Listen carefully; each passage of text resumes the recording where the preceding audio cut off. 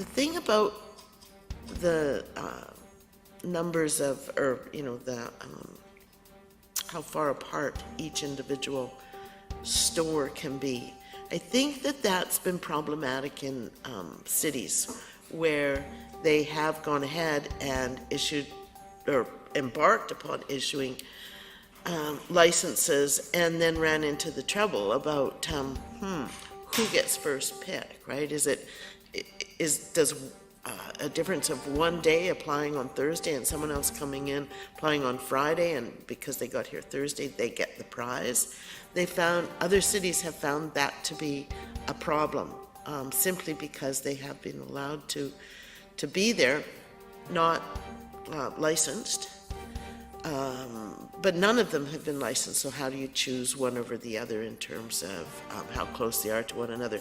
And I asked a councillor in Victoria if she had any regrets about the work that they did and the rules that they put in place, and she said that really was the only one, and in her view at this time you just have to let the market decide.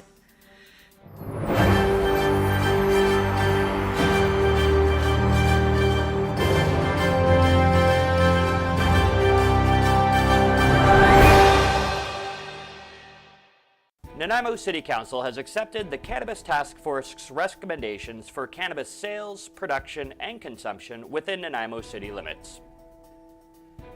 At the July 9th City Council meeting, Council accepted the recommendations from the task force, but some on Council had some questions about the regulations and how they will evolve in the future to include the eventual legalization of edibles, oils, and even dab bars or lounges. What about all this stuff that we hear about, like extracting oils and cooking and as that comes, where does that fit in? Is that going to fit somewhere? The rules are going to evolve. So right now, the federal government's been very clear that this is about dried cannabis and seeds. So the retail store will be dried cannabis and seeds, but this door has certainly been left open for oils and edibles in the future. So I think those issues around other forms are going to change. Issues around public or consumption lounges, for example, those things are going to evolve and change. But another issue that has been raised by several councillors was the distancing requirement of 300 meters between cannabis retail shops and whether or not the distancing requirement would cause more legal headaches than intended. I struggle too with the 300 meters. I don't see why we even need a distance. You talk to kids and whatever, and they say actually the closer to the school, the harder it is to get because there's more eyes looking at them. So, so I just find it, it's interesting when we spoke, or I attended at the LGLA sessions with the lawyers who recommended not having distances. Councillor Armstrong said about the local government academies suggesting that we not have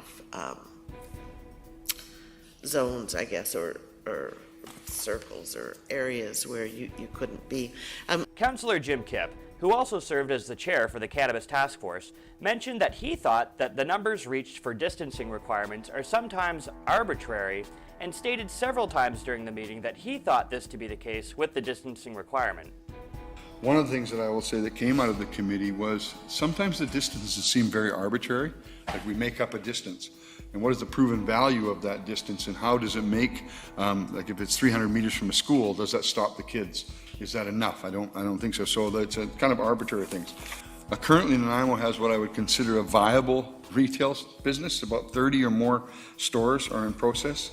But what we had to figure out is where and when and who was involved in this for operations and production, and where and how the big retail productions would happen.